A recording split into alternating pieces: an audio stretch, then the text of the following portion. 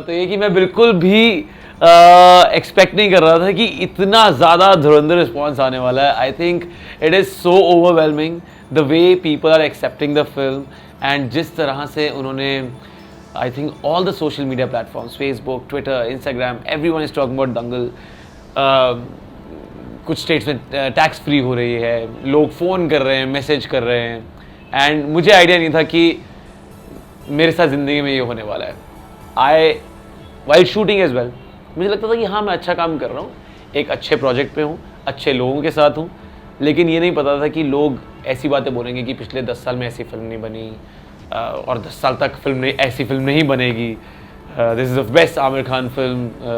सो ये सब बातें जो लोग बोल रहे हैं एंड उसके साथ साथ कमाल की बात ये है कि after you know primarily this film is on wrestling and this film is about daughters को सेलिब्रेट करती है ये फिल्म. एंड उसके साथ साथ मुझे लगता है कि ना ये सब चीज़ें होने के बावजूद अगर लोग पहचान पा रहे हैं कि ओमकार भी है कोई उस फिल्म में, आई थिंक बहुत ज़्यादा श्रेय जाता है to the writers, to the director, to Aamir sir, to Mukesh Chhabra, to each and every person जिसने इन छोटे छोटे पहलुओं का भी ध्यान रखा है. सर जैसे जैसे टाइम करीब आ रहा था रिलीज करने, जैसे आमिर सर ने कहा कि हमें यशा स्टूडियो में स्क्रीनिंग के टाइम छुप गया था, हाँ. इतना नर्वस था, तो आपके कैसे फीलिंग थे, मतलब क्या महसूस कर रहे थे, बहुत ही कम समय बचा. यार मैं एक्चुअली ऑनेस्टली यही बता रहा हूँ कि अभी जो मैंने पहले बोला कि मुझे पता ही नहीं था कि ऐसे रिस्पॉन्स ये आने वाले लोगों का. Of course I was worried कि कैसे लोग इस पे रिएक्ट करेंगे, लेकिन मुझे बिल्कुल भी इतना एक्सपेक्टेड नहीं था कि यार लोग इतने खुले दिल से ओमकार का स्वागत करेंगे. They might just do it for wrestling, they might do it for daughters, they might do it for Aamir Khan, but they might do it for Nitesh Tiwari. लेकिन नितेश सर और आमिर सर ने तो मुझे बोला कि यार तेरा काम बहुत सही है, और मुझे तब भी इतना मतलब यकीन नहीं हो रहा था कि अच्छा चलो ठीक है शायद ठीक किया मैंने काम. लेकिन इतना ठीक किया है कि लोगों ने इस तरीके से एक्सेप्ट किया है और इस तरह से सेलिब्रेट कर रहे हैं वो इस फिल्म को और इवन मेरे रोल को. I am very happy, very very happy. First reaction क्या मैं आमिर के साथ काम करने वाला हूँ? यार फर्स्ट रिएक्शन तो यही था कि लोगों से बहुत कहानियाँ सुनी थी उनके बारे में कि वो डिटेलिंग पे बहुत ध्यान देते हैं, लोग कहते हैं वो मिस्टर परफेक्शनिस्ट हैं. ये बात सच है कि वो हर एक चीज़ पे ध्यान देते हैं और इक्वली ध्यान देते हैं, बट विदाउट बॉदरिंग द को actor, without bothering anyone in production और द डायरेक्टर और एनीवन, बल्कि वो पूरी टीम को इतनी साथ लेके चलते हैं. तो इनिशियल जब मेरा रिएक्शन था कि मैं आमिर खान के साथ फिल्म करने वाला हूँ, तो वो तो एक ड्रीम ही था, लग नहीं रहा था कि ये सच है बात. वंस आई रीच देयर, तब मुझे फिर भी पहले 1-2 दिन हिचकिचाहट हुई कि मैं आमिर खान के सामने बैठा हूँ. थोड़ी सी पहली जो मीटिंग थी वो थोड़ी सी कंफ्यूजिंग भी थी, क्योंकि मैंने वो पीके वाला आमिर खान देखा हुआ था, सुना था कि आमिर सर वेट गेन कर रहे हैं, फिल्म के लिए वेट गेन कर रहे हैं, लेकिन सडनली मेरे सामने वेट गेन हुए आमिर खान विद थोड़ी सी सफ़ेद दाढ़ी के साथ सामने आ गए, तो मैं एकदम से पहले तो ऑफकोर्स पहचान पाया, लेकिन पहचानने की वो कोशिश कर रहा था, अरे आमिर खान जैसे दिखते हैं वही. So it's like you want to pinch yourself कि ये इज दिस फॉर रियल और नॉट. तो वो देखने के बाद, लेकिन द गुड पार्ट इज़ कि उन्होंने पिछले मूवी स्टार्ट होने से कुछ 3-4 महीने पहले सबके साथ इतना टाइम स्पेंड किया, not only about the film, not only on reading and narration and everything, otherwise वैसे ही बैठ के चाय पीने के लिए, कुछ मस्ती करने के लिए इतना टाइम स्पेंड कर चुके थे आमिर सर कि हम सबको लगे कि हाँ यही हमारी फैमिली है, यही मेरे ताऊ जी हैं, या लड़कियों को लगे कि यही मेरे पापा हैं. I think by the time we started the shoot, तब तक सब रिलैक्स हो चुके थे, सबको पता था कि ये अब फैमिली है, और वो नज़र आ रहा है, वो आपको स्क्रीन पर नज़र आएगा कि हाँ यार ये फैमिली है, और वो तभी नज़र आएगा अगर सब लोग सेम पेज पे हैं. I think each one of us was on the same page. Aamir Khan के बारे में कहा गया है कि बहुत सीन्स में इंटरफेयर किया जाता है. अरे नहीं यार, नॉट एट ऑल. पहली बात तो उनकी तरफ से इंटरफेरेंस है ही नहीं है कोई ऐसी ज़्यादा, अगर होती भी है उनने से किस, उससे यार अगर वो शॉट और वो प्रोडक्ट बेहतर बन रहा है तो प्रॉब्लम क्या है. Just in case let's say अगर वो कुछ किसी चीज़ में इंटरफेयर कर रहे हैं, उससे चीज़ बेहतर हो रही है, तो कोई ना कोई को एक्टर, ना कोई डायरेक्टर, ना कोई प्रोड्यूसर, ना कोई और इस बात से माइंड करेगा. बेस्ट कॉम्प्लीमेंट अभी तक कौन सा मिला या ट्विटर? बेस्ट कॉम्प्लीमेंट यार सबसे पहले तो मैं कॉम्प्लीमेंट की वेट कर रहा था आयुष भैया से। जब तक आयुष्मान भैया ने मुझे गले लगा के नहीं बोल दिया कि this was really good, you have nailed it, तब तक मेरे दिल को चैन नहीं आया था। It's like in the film, जब तक ताऊ जी ने शाबाश नहीं बोल दिया अपनी बेटियों को, तब तक दिल को तसल्ली नहीं हुई। So one is of course topping the charge is Ayush भैया, my wife, my parents who are extremely happy. My bhabhi took a while to, say things to me about the film. She was absorbing it first. और उनको थोड़ी सी एक ऐसी आदत है कि वो मेरी और आयुष भाई की फिल्म कुछ ज़्यादा बारीकी से देखती हैं. And then my wife, she has not seen me a lot of times on the screen because I'm a beginner. तो एक अलग एक्सपीरियंस था उनके लिए. एंड उन्होंने मेरी वाइफ ने सबसे पहले ये फिल्म देखी थी आमिर सर के घर पे 3 महीने पहले. So she was relaxed. She was like, जो तुमने मुझे अभी दिखाया मुझे पसंद आया है, and I don't think so you should worry.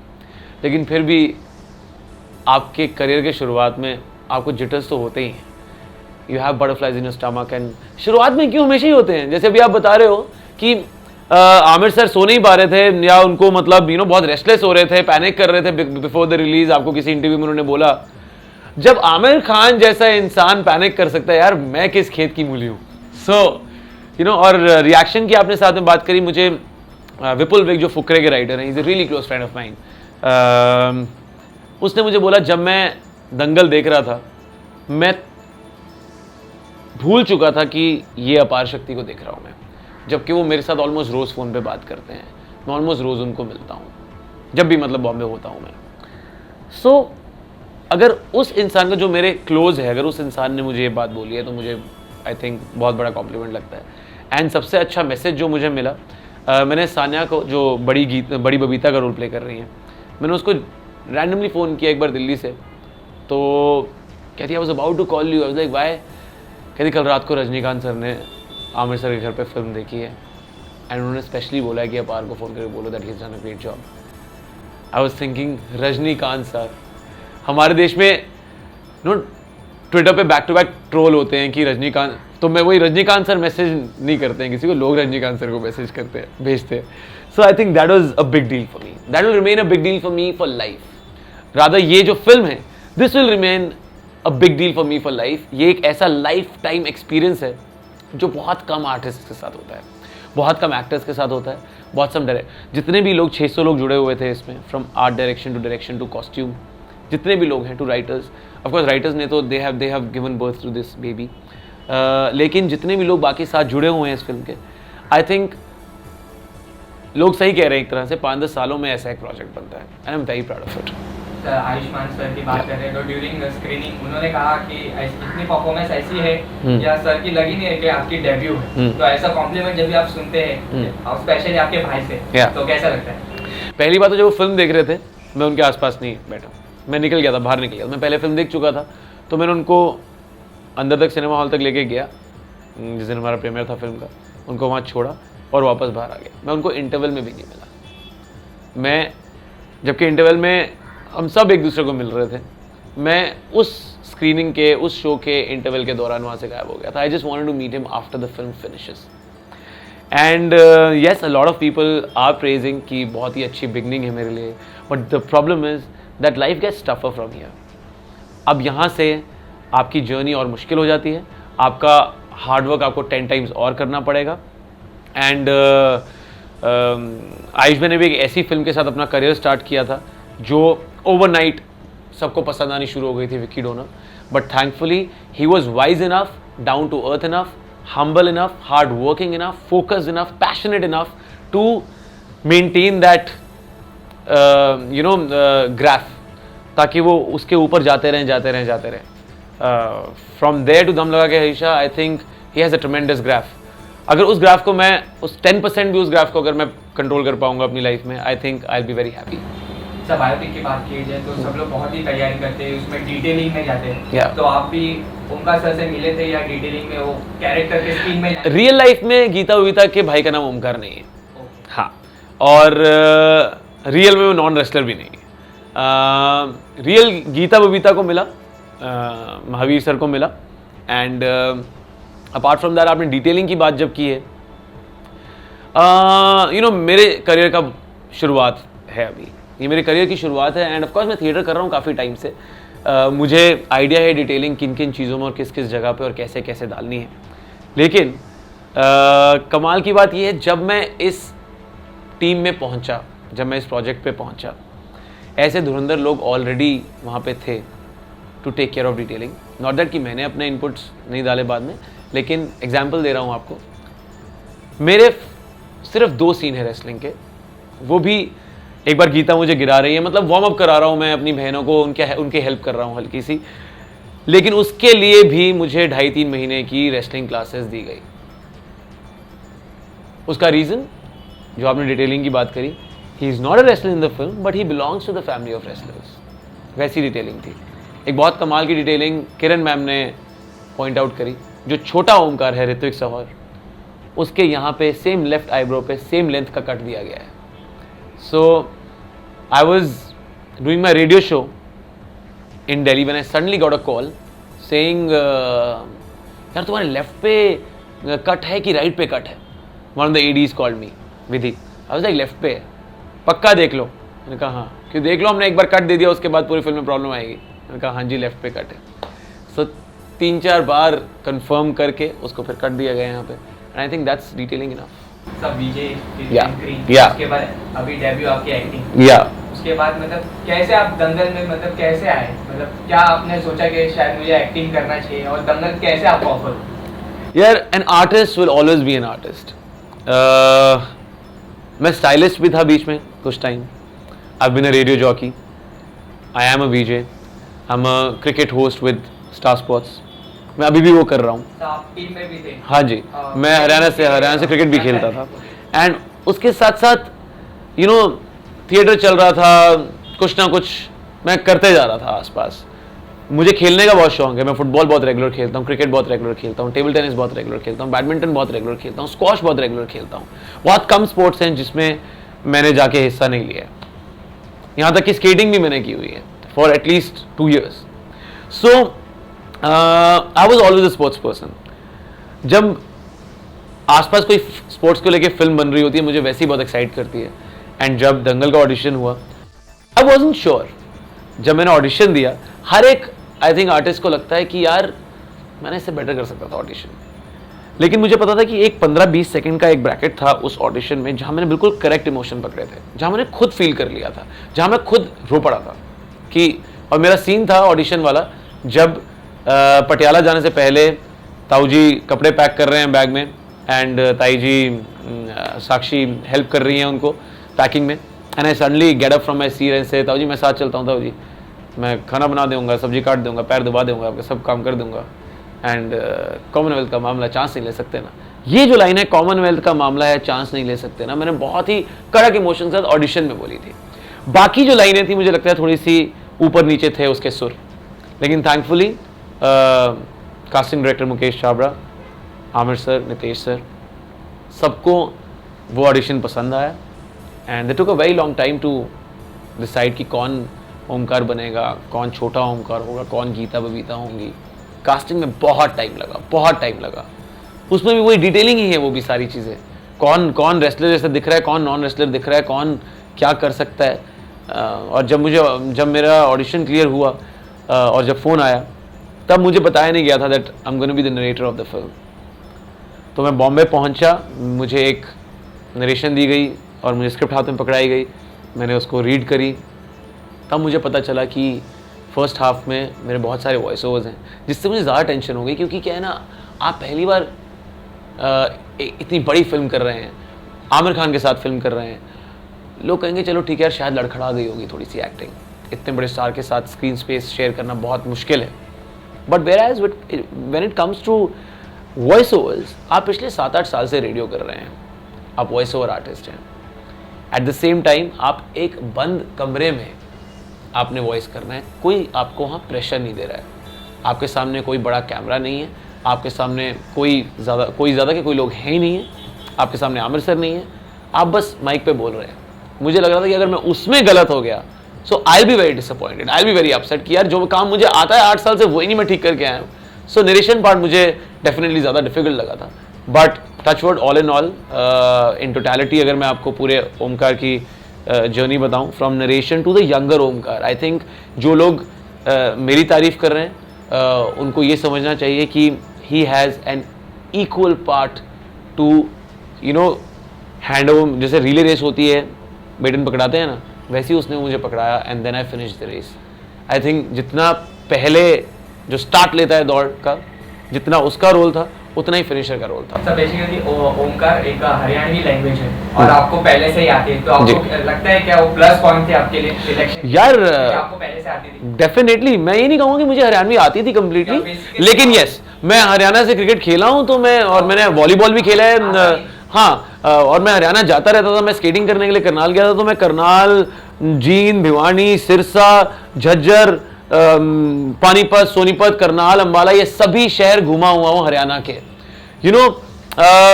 And then मैं दिल्ली में रहता था, 7-8 साल रेडियो वहाँ पे किया, which is closer to Haryana. तो आपके लिए ऑफकोर्स थोड़ा आसान हो जाता है हरियाणवी पकड़ना, लेकिन ऑफकोर्स यहाँ की थोड़ी सी एक अलग फाइट थी when it comes to narration और अदरवाइज इन टोटलिटी। आपने हरियाणवी बोलना और उसको साथ में पूरी फिल्म के सुर के साथ निभाना आर डिफरेंट थिंग्स। हर एक्टर की इंस्पिरेशन रहती है, हाँ। आपके जीवन में? यार मेरे जीवन में inspiration comes only through family.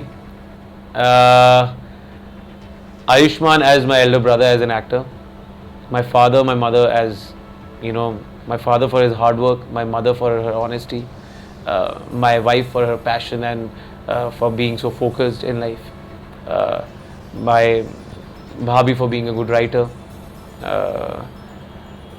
सब जो आस, और मेरे दोस्त भी हैं बहुत सारे वैसे जो मुझे इंस्पायर करते हैं। कुछ स्पोर्ट्स पर्सन हैं, कुछ कॉर्पोरेट वर्ल्ड में हैं। When it comes to, अगर आप सिर्फ एक्टिंग की बात करेंगे, I have to definitely say Amir sir's name will top the list, especially because जो 1.5 साल मैंने उनके साथ स्पेंड किया है इस सेट पे, यार he has made me a better person।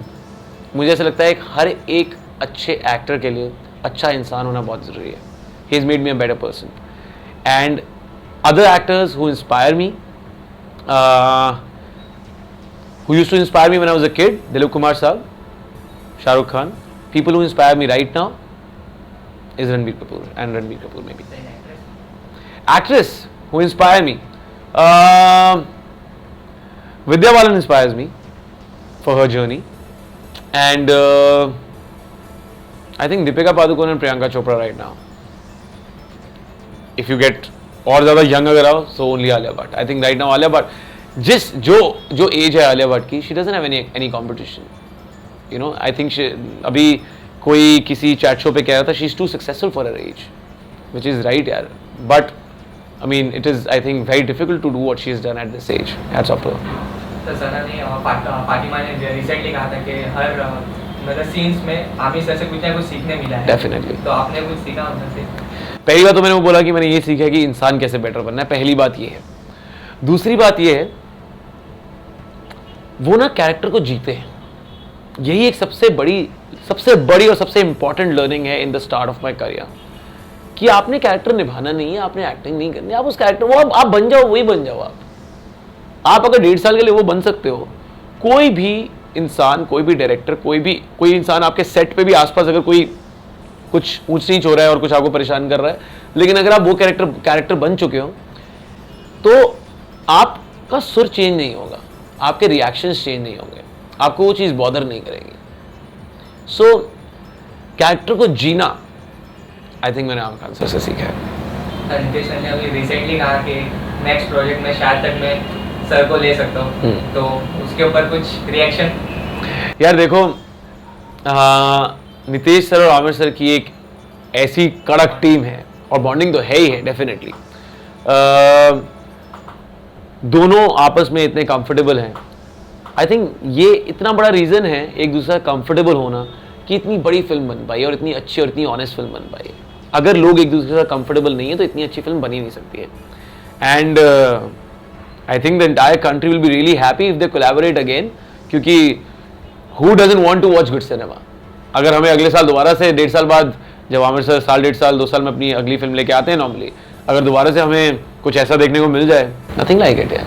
Sir Nitish Tiwari के अलावा और कोई डायरेक्टर आपको मतलब काम करने का आपकी इच्छा हो या यार क्या कोई भी रोल ऑफर मैं आपको बताऊं तो यार मैं आपको बताऊं तो मैं सबका फैन हूं।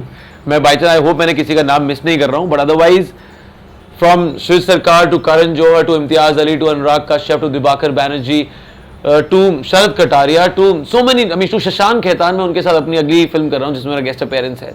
नेक्स्ट आप मुझे देखेंगे बद्रीनाथ की दुल्हनिया में doing a special appearance for adharma film called Badrinath की Dulhania with Varun and Alia and Shashank Khetan जो उसके डायरेक्टर, इज अ वेरी कड़क guy and is a very close friend is well now.